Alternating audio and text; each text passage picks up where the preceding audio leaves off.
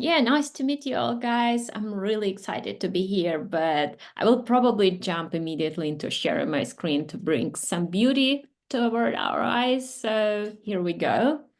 I always love to go with slides because it makes everything more nice. 66 million users within a year. Growth design case study. The design that drives millions. Quite interesting, right? Today we will learn how Sweatcoin became the most downloaded health and fitness app in 2022 and what is the secret behind this super scalable growth engine at Sweatcoin. But before that, just to make sure we are all aligned, I will just remind you what is growth design. Growth design is a blend of design, marketing, and data analysis, aiming to bridge the gap between good design and business growth. And I know many believe that design is about aesthetics, creating graphics, making beautiful images. But I'm here to tell you that design is your business tool for growth. So let's dive in. Here is just one more reminder, it's me. So I will skip this slide again. So what is Sweatcoin? Sweatcoin is an app that rewards users with digital coins for their steps. So how it works, pretty simple. Basically, you walk, you earn, you spend, and we have several features for spending your lovely Sweatcoins, like charities, marketplace, and challenges. So it's a health and fitness app, and it's pretty easy to use. So the model itself at Sweatcoin is pretty straightforward and easy to sell to users already. So let's go into team structure. I know there is a lot of beliefs that to achieve success or huge growth, you need a huge team of like hundreds of people and so on.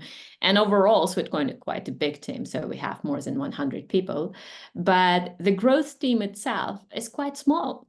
So the team back then was divided into paid acquisition and viral or organic acquisition that I was mostly part on.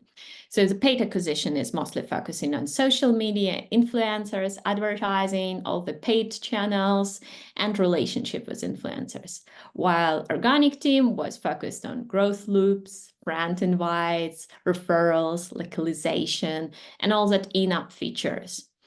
But basically, we've been working together. I was the only product designer for both teams, so I've been doing a lot of work.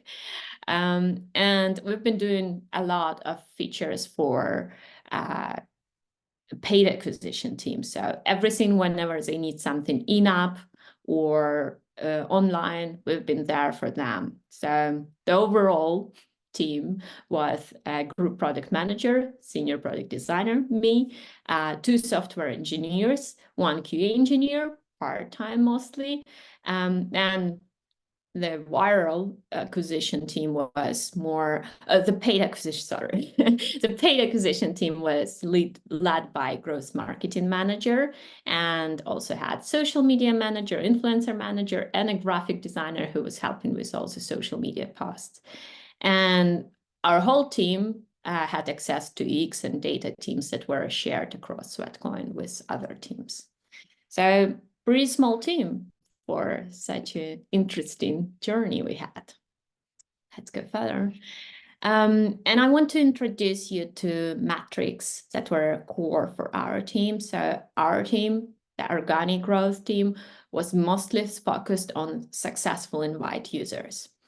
And successful invite users, it's not just users who joined the app through invite link. They also needed to earn one Sweatcoin by walking. So it's verified users, basically, because we know that they're not only downloading the apps, that they actually started using it. So this was our main focus, but we also have been tracking a lot of other metrics, as you can see on the image. We've been tracking different metrics, and our goal, while keeping our target KPI growing, was not to affect the other KPIs too much, because other teams will come to us and tell us something like, oh my God, what you did will hate you. So you need to keep track of all the KPIs you have. And if you think about growth design process, you can imagine something like this. But it's not how it works, really. So no worries, it's a joke. It's not how it is in the real life. I just really like this slide because it represents sometimes a lot of communication and behind the scenes happening in growth design because it's moving so fast.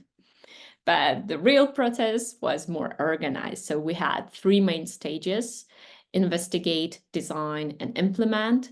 And they were divided into smaller pillars. Like on investigation, we've been trying to understand what is our goal, what we're trying to achieve with this new feature idea, what we are solving here. We've been doing some research around, also sometimes using past researches, past data we had, and so on. So basically bringing a lot of research to the ideation session. And this brainstorming session is where we actually were trying to understand how might we achieve this goal with those data, with those tools, what features we can design. And during this session, we had a lot of growth hypotheses. And those hypotheses we've been mostly using our team to decide which hypothesis we believe most in. And the winning hypothesis will continue to design stage. And design stage is not jumping immediately into high fidelity, beautiful UIs. It starts with some user flows, mostly in Miro, just ugly, just terrible. We're trying to understand what we're designing here. And there is a lot of cross-team collaboration involved because you're trying to make sure, even at this early stage of design, that you're not ruining other features in the app, that backend team will handle it, that your developer is not going to kill you at the end of the session. So a lot of balance happening even at the early stage of design. And then you would go to low fidelity prototypes. And by low fidelity, I mean it's just slightly better than wireframes. You just add a bit more colors, not to look them too ugly, so you can show them to users and you can get this early feedback. We've been trying to get feedback as early as possible, even on those low fidelity prototypes. So we will be running some user interviews, trying to understand what can be improved before even invest more time into high fidelity design. So after a bunch of user interviews and feedback and research, we will have to focus on MVP designs. I'm calling them MVP designs because, to be honest, there is no finished, polished designs in growth teams. You have to learn how to let things go, how to let your inner perfectionist to stop bothering you, because it's always in progress. You're always polishing something, trying something. It's always done on like just on one knee, as we say sometimes. It's not even like on the table and everything. It's very, very fast environment. The more you do, the more you design, the more you can test, the more chances for success you have. So once we have this MVP design ready, we will move to MVP build. Why it's MVP build? Because again, developers will try to build it in the most effective way, the fastest way possible, and see if it works. So then testing happens. And luckily, because Sweatcoin already has quite a huge user base, we can segment users, we can create different segments, understand like how different type of our segments behave with this feature, compare iOS, Android, new users, all users, countries, and so on. So basically tests are quite serious. You run a lot of comparison trying to understand if this feature just works for Brazil or it also works for everyone else. After tests, we're measuring results, and based on the test results, we're trying to understand if we are rolling the feature out or we are rolling back and just quitting this idea. The hypothesis is that. And in many cases, it's better to kill hypothesis at this stage than invest more time trying to make this hypothesis work. So I'm just checking our chat to make sure I'm not missing anything. Where is my, oh, it's on my second screen. No messages, no questions. Just in case, guys, if you're worried to forget some of your questions, you can type them immediately in the chat, and I will be checking it from time to time, trying to understand if I can answer it on the go, or if I will leave it to the end where we have some time for Q&A. Let's go back to our growth engine. So the magic scalable engine behind Sweatcoin's success. To be honest, it's not typical one. So for Sweatcoin, it worked perfectly to combine launching on a new market with particular features. So the features on its own are not so effective as when you're launching on the new market where people don't know about your app. And you can have this virality effect spreading immediately just because it's just a new market with a lot of influencers, with a lot of share and a lot of like target localized experiences. So to warm up the market, we would normally start with localization. You can't launch on new markets without a proper localization. I mean, you still can, but most likely you will have such a small piece of this market. So if you're planning to really acquire Brazil, for example, you need local influencers, you need local assets, you need your product localized for Brazil. If you're trying to acquire Japan, oh, you better hire someone there to help you not only with translations and localization of the product, but with cultural aspects as well. So normally we would be hiring someone on the local markets part-time, like students or someone who's looking for like part-time job, just to also understand the cultural aspects of localization on this market, what tools and what techniques are available there for us. And as a part of warm-up, we would definitely recruit local influencers. In general, like influencer engine was a huge part of Sweatcoin success because it's a start of our machine. So you're warming it up by having your own local representatives. You don't need to be there as a product or physically. You can have your local sellers there through influencer networks. So this warm-up is quite essential part. Then the launch itself, it's quite easy. So on the launch, we as well warming up the market first with paid advertising in native content. So why paid advertising? Yes, it's quite expensive, but you need to start this viral loop. You can't jump immediately into organic tools or referrals because there is no user base. They can't refer anything. There is no one. So you need to warm up market. You need to be in the eyes of people all the time online. For Sweatcoin, the best was TikTok and Instagram. So TikTok especially was quite a success in terms of like paid advertising. So we've been there presented with influencers, paid ads, already warming up this market. Then definitely influencer adoption. So influencers who we recruit, they start sharing, more influencers joining. It's a fact. When you have like 10 influencers, they're spreading the news and other influencers are interested in becoming influencers. So, sorry, is it a question or it's just a mistake? I think if everyone could keep themselves on mute until we get to the Q&A, or if you have any questions, pop them in the chat. But I think that was just someone off mute. Yeah, let's go this way. So back to launch. In-app referrals, it's where they become effective the most because there are already people they're joined by influencer and wise, we have paid advertising, and they want to start getting rewarded.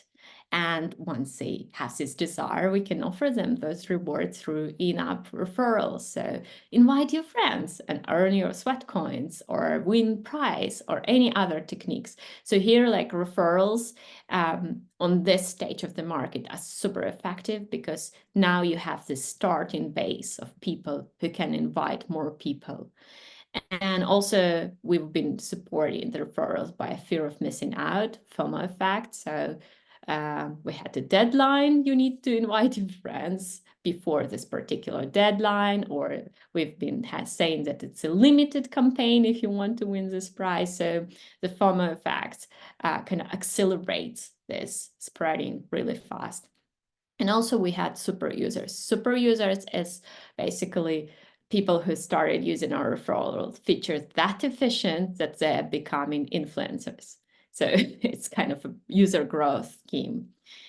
And yes, now you get in, everything is running, everything is getting, the bus is there, people are installing your product, but you need to maintain this growth. You need to make sure that it's stable, that it's not just one wave that dies. You want to keep the waves going. So you will support it with organic virality, like social media challenges, work with the current audience with your product, just invite them into social media challenges, interact with them, make sure they are engaged. You will also get some price draws to make sure that people are coming back to your products, that they're actually using, and the waves keep coming. And a nice side effect that after all those preparations, you will most likely get some organic virality in your App Store ranking. So because you've got so many downloads that you're ranking in the top, and now you're getting some free organic downloads just because people looking for your product or similar product will see you there, trending in their eyes. So that's about this growth engine that is scalable growth models that Sweatcoin was using for launching on every market. And you may think, well, how it works?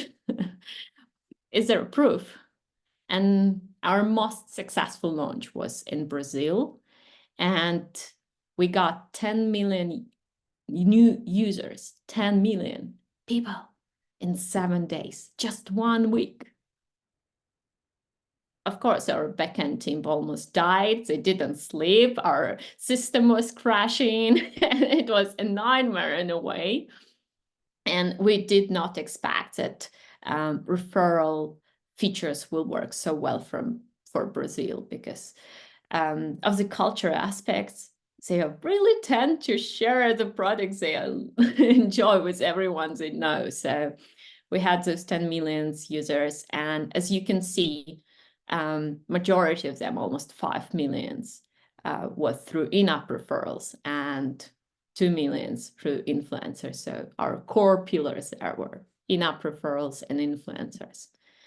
So, and how the 2022 looked overall, how the split worked. So we had 66 million users within a year, 20 of them, or 30%, thanks to referrals that are mostly free because like on a scale, you don't spend that much even on prizes, even on MacBook Pro, it's getting disappear when it comes to million of users. Organic, 44%, these waves that are starting after you launch in the market.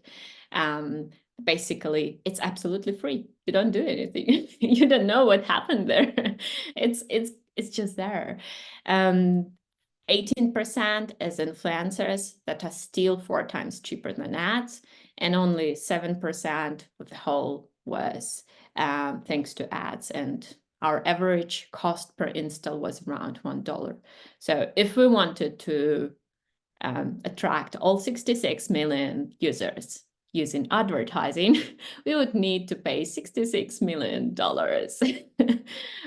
Luckily we didn't. So let's now focus on the features that were like core of those growth features of growth engine of Sweatcoin. So it's Influencer Hub, an ecosystem for influencers.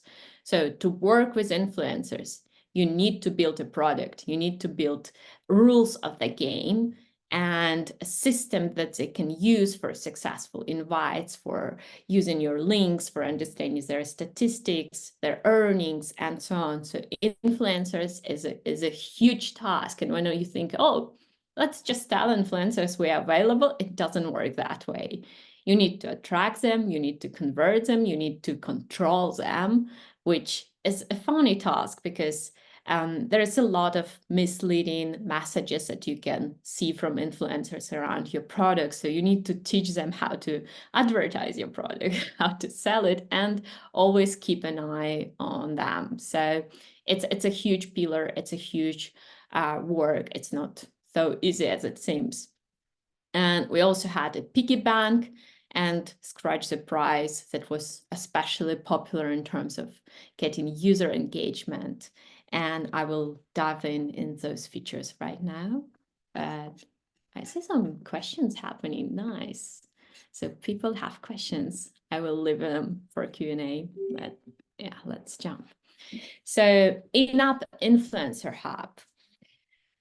When I joined Sweatcoin, we had a very, very limited influencer hub. There was no information for influencers. What can they earn, how it works, what's their current statistics, how to find the links. So it was barely working. And this feature brought us 12 million users, while still being 4 times cheaper than ads. So it's a huge feature that was really helpful, especially in terms of like gaining understanding of those new markets, have those local sellers of your product.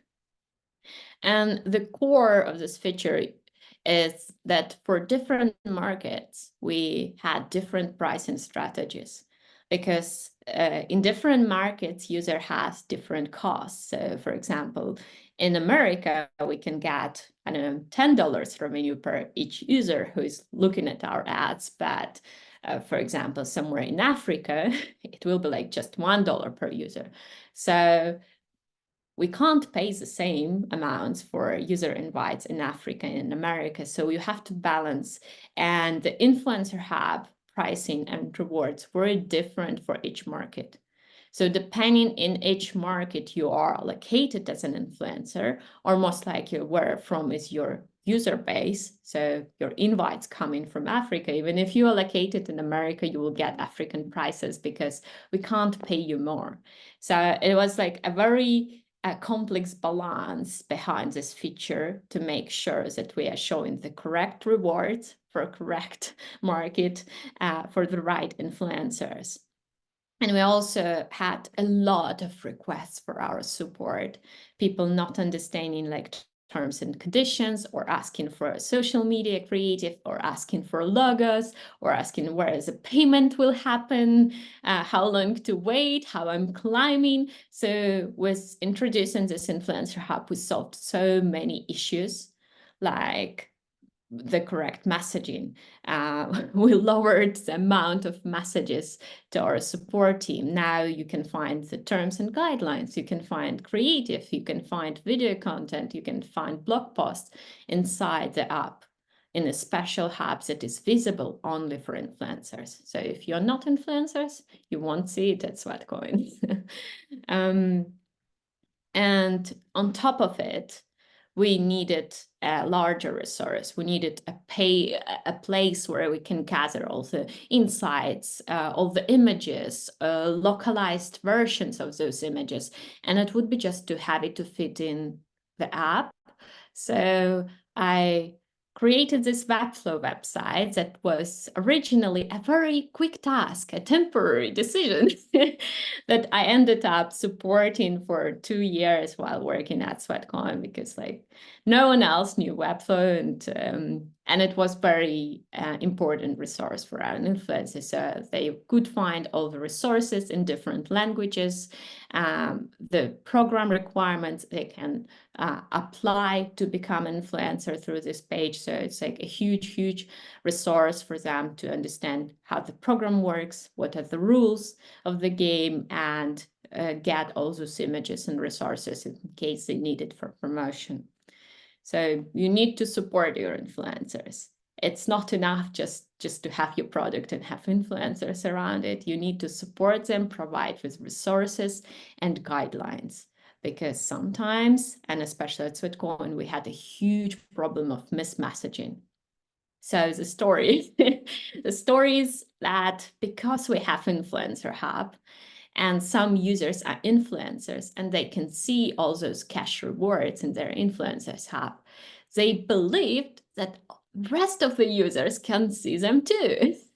So a lot of influencers were promoting the message that you can actually get cash rewards for using Sweatcoin or inviting to Sweatcoin without understanding that it's for influencers only. So when we introduced the new Influencer Hub and resources, we could finally not fully kill this message, but see it less online and at least send them to a place where they learn that this message is wrong. Please don't share this message. So it was a huge win for our team to stop seeing it everywhere. But let's jump into the referrals. So thanks to referrals, we gained 20 million users that year, and they are almost 200 times cheaper than ads, so almost free, you can tell it. And our two biggest features was Piggy Bank and Scratch the Price. With Piggy Bank, it's less cost efficient because we're just paying cash for 5 invites. Depending on your market, it will be like $5 PayPal or $1 Payoneer or $3 other paying system for your local market. But basically, it's always connected to cash. You invite 5 friends, they join in Sweatcoin, they start walking, you get in your cash invite. So it's very direct connection. But the feature I want to focus on today more is Scratch the Price, because it actually had a lot of positive effects on other numbers. It was very engaging feature. So people actually loved scratching the card. The way it works, it's like a lottery ticket. But to unlock your lottery ticket, you need to invite one friend. So one friend, one ticket. Once your friend is joining Sweatcoin, you can scratch this beautiful feature and reveal your price. And you don't know what's that. It's a secret. It's a mystery. What's there? $100? MacBook Pro? One Sweatcoin? You don't know. But this mystery was very motivating for users. And also the opportunity to win iPhone or MacBook Pro or AirPods is so tempting. You believe that next time probably you will win. And we had some really unexpected side effects for this feature. It's, by the way, you can also see on the video how the scratch was working. So as I mentioned, user engagement and re-engagement. So whenever we need to bring back waves to the market we launched on, we've been just starting the new Scratch the Price feature, Scratch the Price campaign. So we've been starting new prizes and people were coming back and inviting more friends. So those waves of re-engagement were super efficient for this feature. And absolutely unexpected side effect. Influencers were promoting this feature as the reason for joining Sweatcoin. So they were like, you can join Sweatcoin and there is MacBook Pro you can win if you will invite your friends. And this pyramid or scheme worked perfectly because they were happy to have finally something to offer for their audience instead of just become healthy or happier, walk more, which is also good motivational things. But now they can actually say there is iPhone there, you can get it if you're lucky enough. And the important element of this feature is to make sure you don't have negative effects. So there was no situation where it's like zero price. So you will get at least like 10 sweat coins or something, at least the digital coins, you will get something. So there is no negative scenario for users. So even though they're not getting iPhone, they're still getting something, and it makes them more motivated to invite more friends later, because still can win an iPhone, and I'm not losing, I'm benefiting every time. So hope it makes sense. And just like behind the scenes, a few screenshots to just show how the process was working. So you can see that we started in Miro with some ugly screenshots of trying to understand like how the flow will work. Then this is what I called low fidelity prototyping. As you can see, it's quite ugly. But it was enough to test on real people to get their feedback, to interview them, and to gather valuable insights in terms of like how many invites they can get, or what should be the prices, what would be the type of price that would make them want to invite their friends, and so on. And also, because behind every scratched card we have a price, I need to design kind of a lot of images with different prices for different currencies, because they were static. So we have a library of those images for different markets or for different prices. And every time when we come up with a funny new price, we would introduce the image as well. So this is just a bit work in progress behind the scenes of the feature.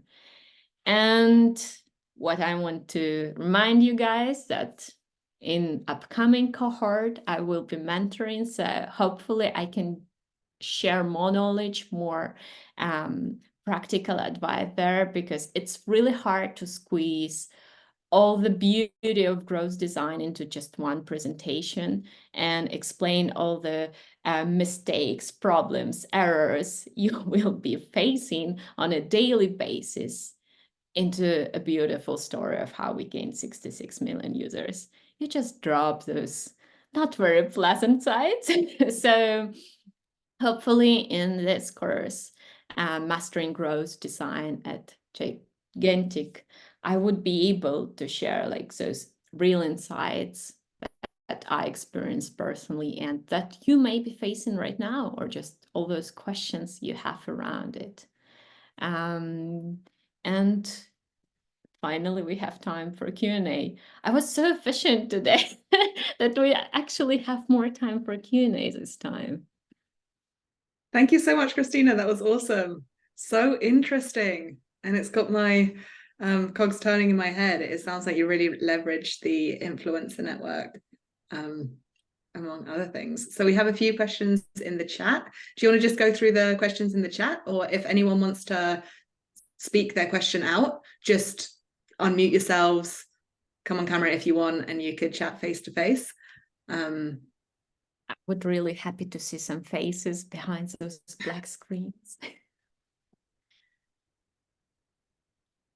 We've got Maria. Oh, hello. Hey, you're on mute. I'm at a coffee shop, so I asked my questions in the chat, but I can ask them again. I was first curious around the age range of the influencers, and a lot of this was specifically around the gamification aspect of the app and how it really threaded into many of the features that you also used and leveraged as well. And was wondering if the age of the influencers had anything to do with the intrigue around the success around the app too, because of the gamification aspect.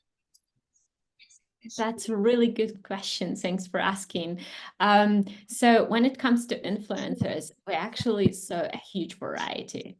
So it was really depending on the market, on the current situation, who's more promoting on the social media they're using as a main channel. So obviously Gen Z were on TikTok. So majority of our Gen Z influencers promoting health, fitness, or how I became lean thanks to Sweatcoin. They were TikTokers, or some of them were using Instagram Reels, but majority of them were TikTokers. So I would say also because like TikTok advertising wasn't so harsh back then. So in 2022, not everyone was using TikTok. It was way, way easier for them to ask their followers to click and download this app and start using it and promise them something. And also with TikToks, they were able to create very creative challenges, like walk around the moon with your Sweatcoin app and so on. So basically, or funny walks or super dumb walks. And people were sending tons of videos to Sweatcoin team with absolutely ridiculous walks. And you don't understand how much fun we had just like watching those videos and like, oh my God, people actually doing it for the price. What is the price? Price is like nothing, some digital coins, why? So it really like depends on the network, the main channel influencers we're using. But also we had some bloggers. So we had bloggers, and bloggers were like 40 plus, and they were just like explaining what is Sweatcoin, how the ecosystem works, if it's like really you can get lean or you can lose weight with steps and so on. So basically bloggers were like mostly on 40 plus. In Brazil, for example, it was really mixed. So everyone was trying to become an influencer. So there was no clear pattern for us to trying to understand, oh, is it millennials or Gen Z or who's going on there? So it really, really depends. And especially when you work on global market, it's so different. Like the unexpected thing for me, when we've been localizing for Arabic market, and we've been launching Ramadan campaign for Arabic users, and my brain was hurting because I was having my phone in Arabic for a month already. All my gestures were mirrored. I can't use I wasn't able to use normally my products and apps I'm used to. So, and turned out women in Arabic countries are very active. They loved Sweatcoin, they loved the marketplace aspect. So for them, gamification was they sitting at home with children, they have nothing to do, so they can walk, earn some magic digital coins, and then on the marketplace, they can get some stuff for free using those coins. So it was like mind-blowing to them. So this gamified experience that you can earn with your steps was a core of our business that was like super helpful in spreading Sweatcoin. So you don't pay us anything, you don't owe us anything, you're just getting benefits. In the worst case scenario, you just getting healthier. How terrible. So I hope I answered your question. Yes, thank you so much. Anyone else wants to show their face and ask in person? Brings the energy. Christina, I just want to jump on the back of that question, because I've tried to scale influencer programs before, and I was doing one-on-one outreach to people on TikTok, on Instagram. How did you get that scale of working with influencers? Did you go through an agency, or how did you reach out to so many influencers? Obviously, the hub was a great resource for people who were already in the ecosystem, but yeah, how did you initially get that volume? So basically, before launching on the new market, we would definitely, first of all, the influencer manager will create a list of influencers to reach out manually. So she would start with like, is this low-hanging fruit, finding those people, reaching out to them, trying to understand if they're interested, what are their rates, if they're interested in our program, or if they need a custom offer. So it's like a lot of work in manual reaching out.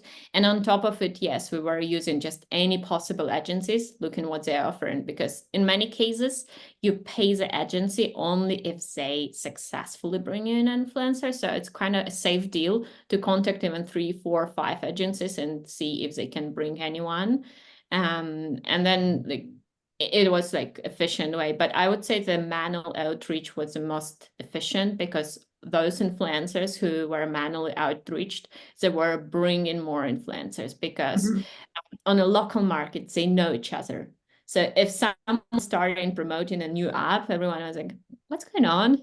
Is there something in? So they got interested because they keep an eye on each other on local markets, which is a bit different for like influencers that are targeting West, for example, like English-speaking countries. So in America, in US, and Canada, in UK, and Australia, it's just like the same type of influencers, and they are not capable to keep an eye on each other. But if you're launching in Japan in a particular health and fitness influencer environment, there is not so many of them. So they would like, oh, what's going on? Why is they started promoting this app? And it was like spreading organically through this manual first outreach.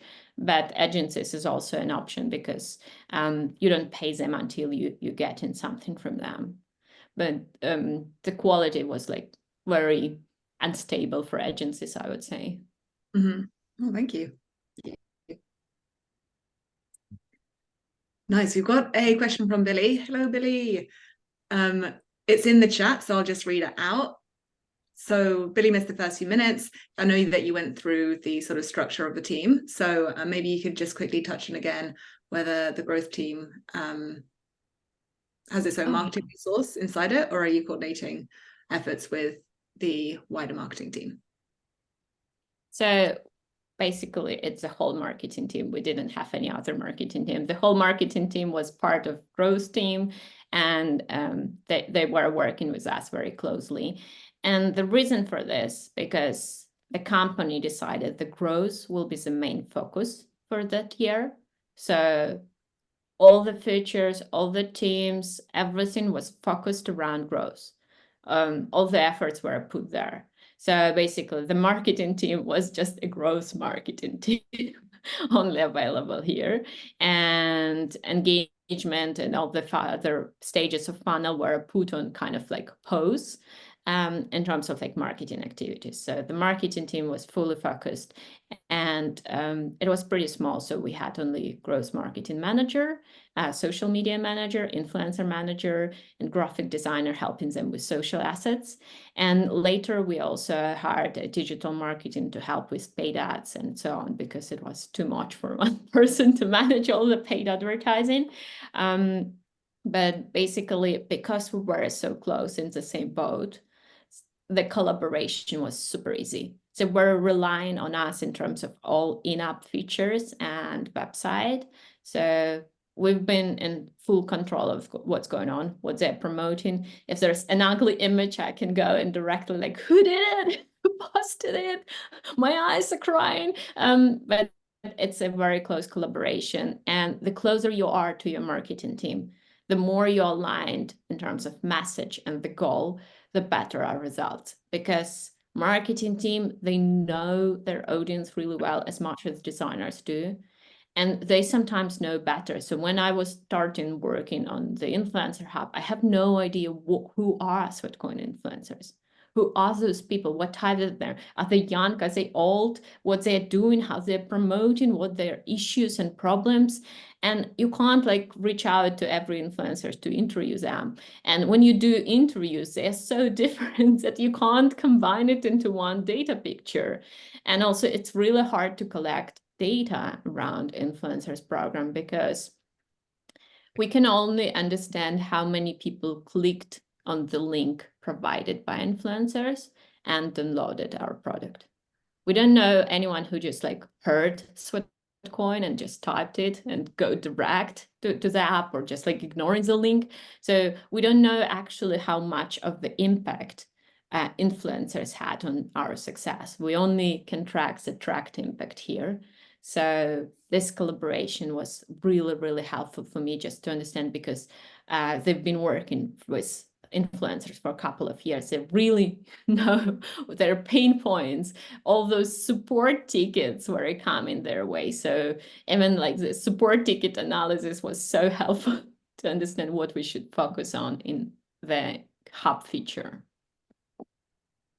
That's amazing. We were so aligned as a company in your vision and goal, and got everyone on board on the growth. So awesome to hear. So Adie's got another question in the chat. We've got coming in as a senior designer on the team. How has user segmentation conversations impacted your work or made your life easier? It definitely makes everyone's life easier. Because first of all, some features are more focused on new users versus old users, or some features are more localized or working for a particular market better. So this user segmentation helps you to understand how you can adopt a feature or tweak it or change it or kind of like configure it for this particular market or segment of users. And then focusing on one segment brings a lot of clarity. If, for example, you know that majority of new users, they lack Sweatcoins. So when you join, you haven't walked a lot yet. So your balance is pretty close to zero. So you're highly motivated to earn Sweatcoins in any way possible. So you will be an active inviter, you will join challenges. And this segmentation of like when you focus on features just for new users only helps a lot, because you don't need to think, oh, how this feature will affect the old users. Would be they interested? So you can design a smaller features for smaller user segments and just like have a bunch of features for different segments to satisfy them all. It's kind of makes Sweatcoin a Frankenstein in a way. What I mean here, so we have walk tracking. So you just like download the app to earn digital coins, to track how many steps you do per day, to be healthy. But also there's marketplace. Wow, okay, you can exchange your coins to marketplace, but it's the whole shopping experience is there. Then there's charities. Okay, I can donate my steps and I can bring some good case with my steps. And then there is like some challenges or some random influencers or something like that. And it's a bit of Frankenstein, but with this approach, it satisfies them all in a way. So you can be very flexible and have different features for different markets, for different segments, turned on or turned off. So kind of customization on a customer level or segment level. So I hope I answered the question. Oh, there is a question from Stephen. Mm-hmm. What are the frameworks and approaches you found effective for ideation? That's a good one. So I would say the most effective approach is to bring more people. And what I mean by bringing more people, it's like invite your QA engineer, invite your developers, invite everyone who's working with the product into brainstorming session, but not too many people, because there should be a balance. You don't want to have a workshop with 50 plus people. So we would invite different people each time. Someone like accidentally felt invited in the beginning, because sometimes those people with new, fresh perspectives, they can bring new ideas, something that you would never thought about.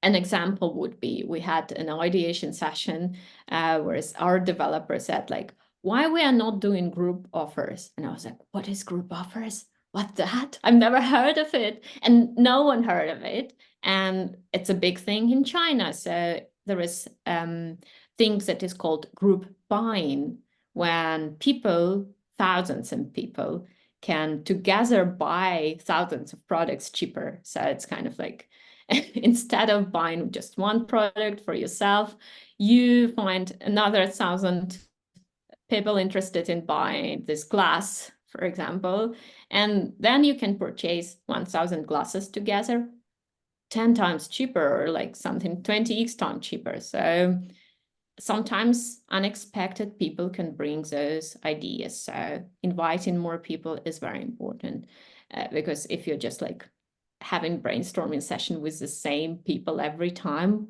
eventually you will run out of creative energy in this particular circle.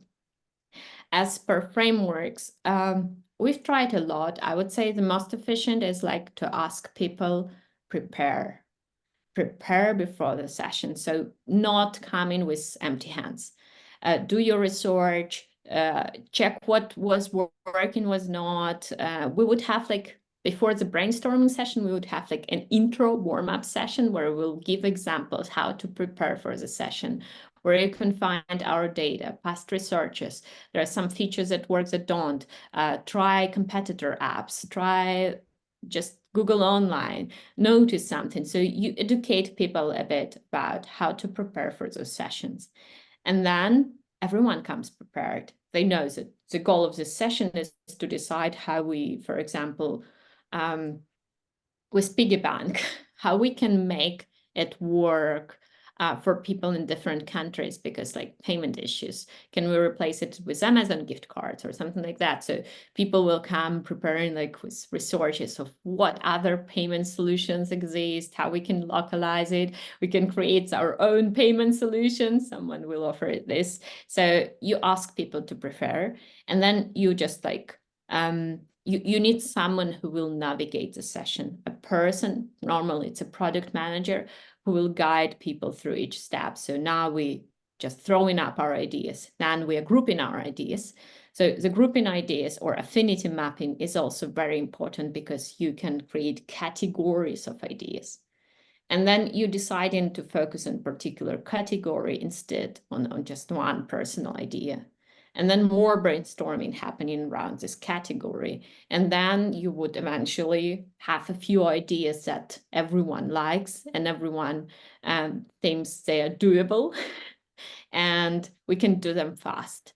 So in many cases, we're balancing the speed of production and design for ideas.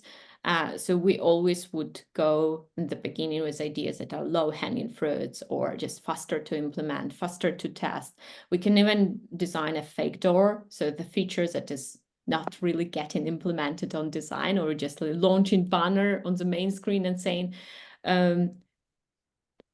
like the title of the feature or something, and see how many people would click on it. And then we would definitely show something, oh, features in progress, why you clicked, why do you want this feature? So to gather feedback with fake door. So there are so many ways you can like implement features faster. So basically you just vote with your team. Voting is very important, because you balance this, like how much it will take, how long it will take, how much we believe in it, and how much of the impact will be happening here. So I hope that answered your question. Yes, Stefan just said thank you for answering the question. So appreciate that, Christina. Yeah. Maria also asked for Scratch the card UI. Yes, I showed it a bit, but you can also find more final screens on my website. I have the whole case study about it on christy.digital if you want to see visually it more. Influencers, gamification. Oh, speaking of gamification, when I was living, they were actually trying to gamify the walking experience. So instead of just like looking at your steps, you will have a special gamified pass with unexpected surprises, achievements, some kind of medals and so on. And I even started work on some medals and achievements within the social hub we've been building. So we are trying to create something that influencers can run their own challenges inside our product.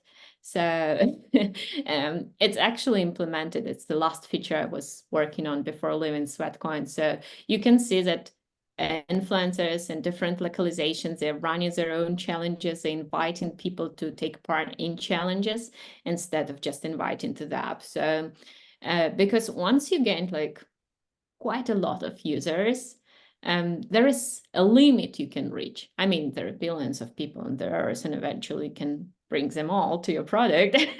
But there is a limit that you can have this fast growth every time. So after this, you need to focus on how other ways you can invite people. And our big theory was this gamified experience with influencers, where they can actually engage with their users, followers inside the product. So I don't know the results because I left before the feature was launched, but just in case if you want to check it out or play around, it's there to play.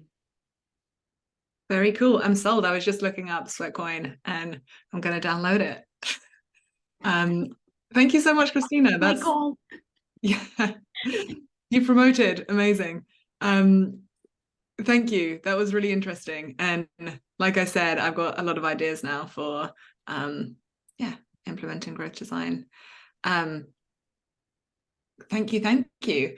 So thank you to everybody who came. We have some links here for Christina's newsletter, Instagram, LinkedIn, and then also Gigantic.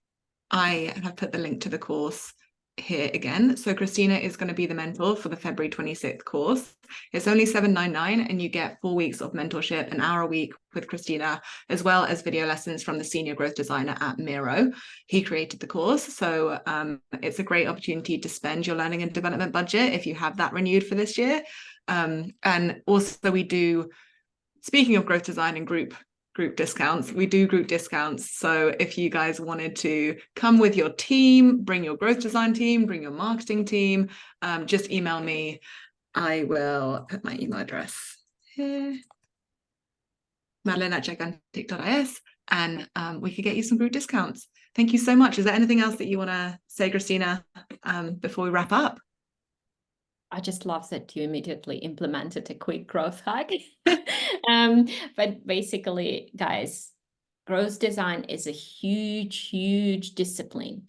You can't kind of like win the game in a short run or anything. Even after the course, you would still need to go back to your product and figure out how to apply it to your particular process, to your particular business model, and so on.